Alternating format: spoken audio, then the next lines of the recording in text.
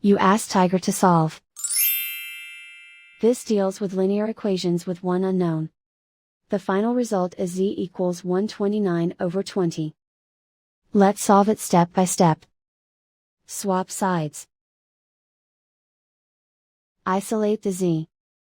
Multiply both sides by inverse fraction 3/20.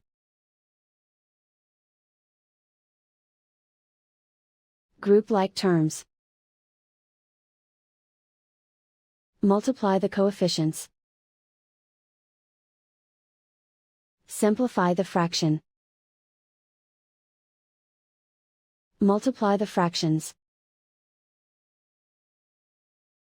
Simplify the arithmetic.